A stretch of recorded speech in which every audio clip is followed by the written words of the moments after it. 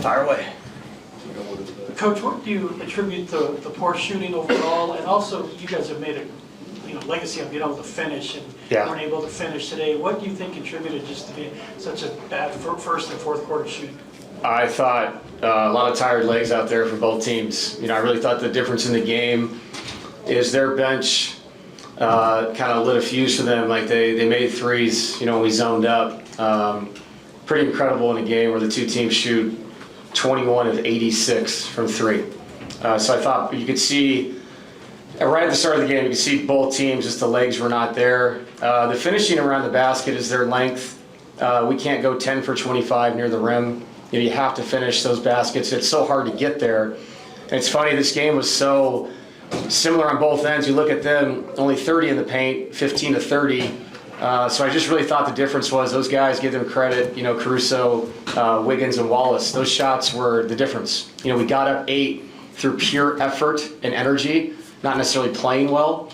And those guys made a huge impact. And then I thought when we went back to the man-to-man stuff, Shea's tough in the pick and rolls, but we did a decent job on him, but we did not execute offensively. You can't take a 5-second call. There was multiple things that happened there at the end where the game just slowly got away from us. So a lot to learn from. 3-game series now, going down to a building that we know it's tough to play there. We found a way to win down there before. So we'll regroup tomorrow, watch the film, get better for Game 5. David, you mentioned the energy and the effort in the third quarter, started the fourth quarter into 8. Why wasn't that able to be sustained in the fourth quarter and down the end?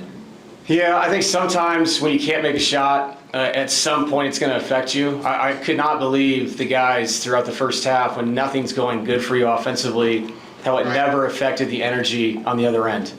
And when you do that, you stay in the game. And I'm sure that wasn't the most fun game to watch in the first half at all, but we were just trying to stay in the game, and we did.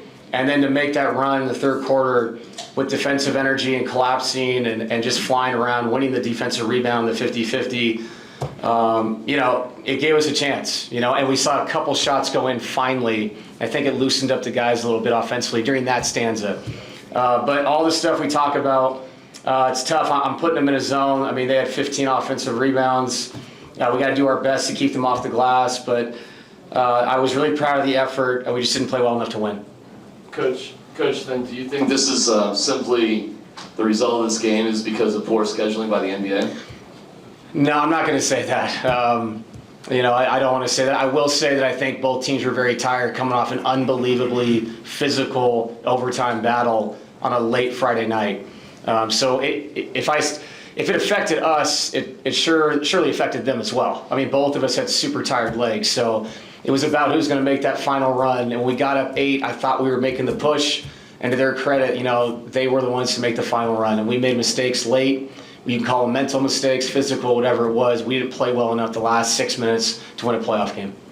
David, I think back to the beginning of the game, a couple of the shots that you guys missed that set the tone for it were pretty good looks. How do you kind of evaluate the overall shot quality throughout the day in terms on those threes that you were getting? Right. I mean, you can't speak out of both sides of your mouth, right? I mean, if we're creating wide open corner threes, those are good shots. If I'm telling guys to drive back into Chet, I don't think that's the best answer.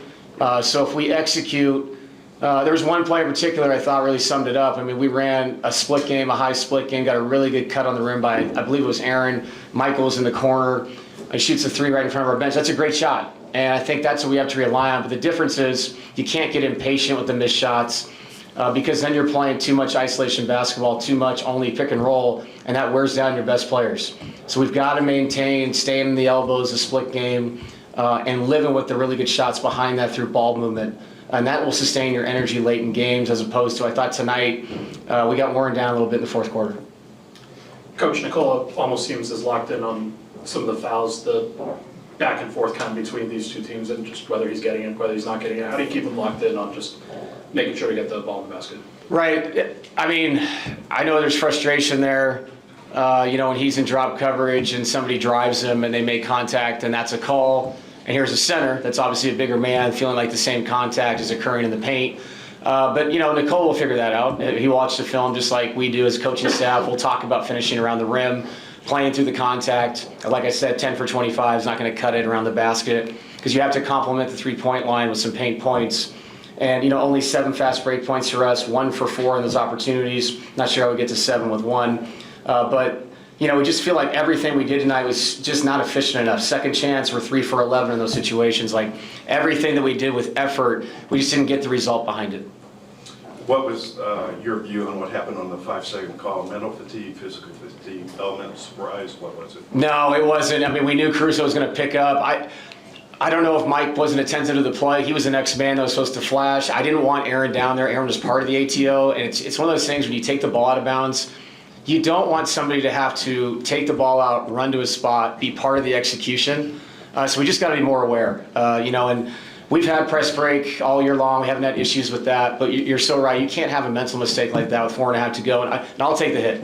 If I come out and have a timeout, maybe I have to set up a press break alignment first to get into the into our execution on the other end, because that cannot happen. That's inexcusable.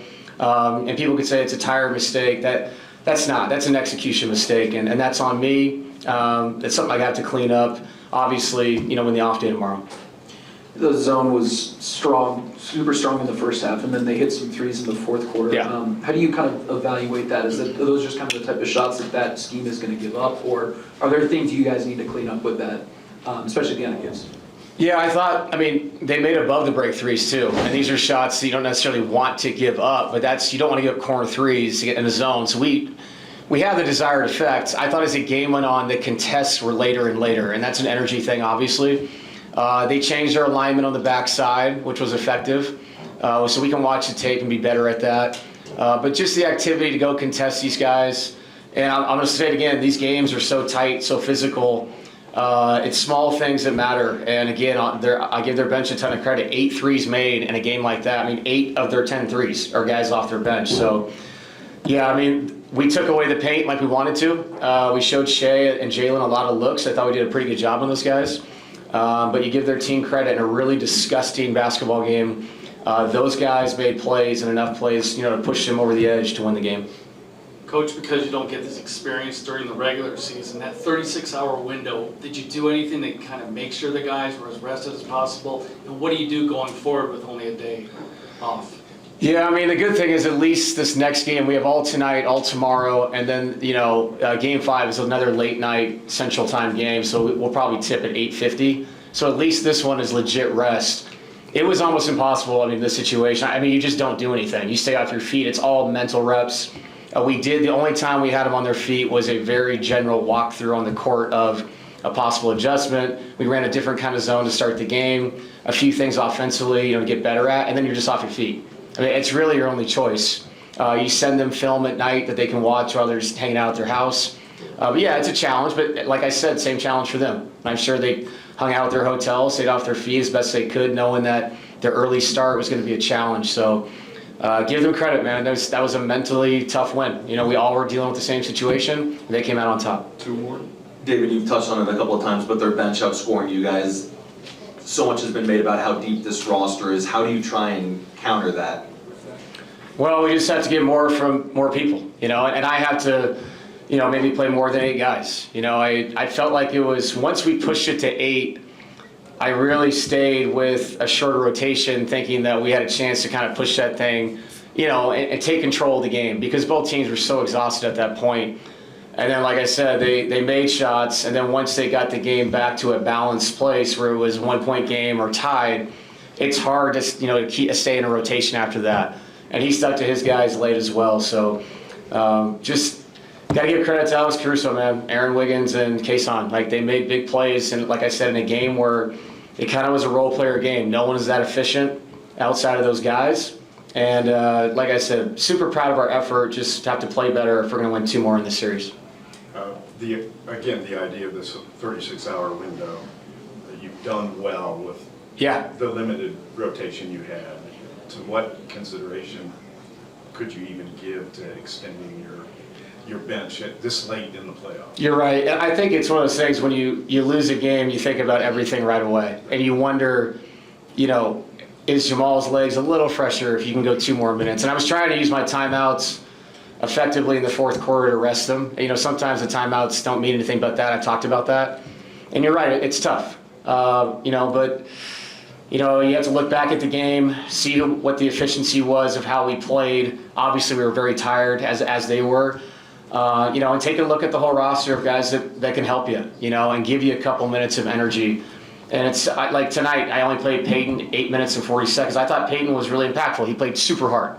And that's all you can do with the minutes that you're given. But yeah, we've rode our guys throughout the season for good reason. It's an amazing starting five. But I got to try to be as creative as I can be to help them have some legs late in the game. Thank you, Coach. Thanks, guys. Nikola and Christian Brown tonight.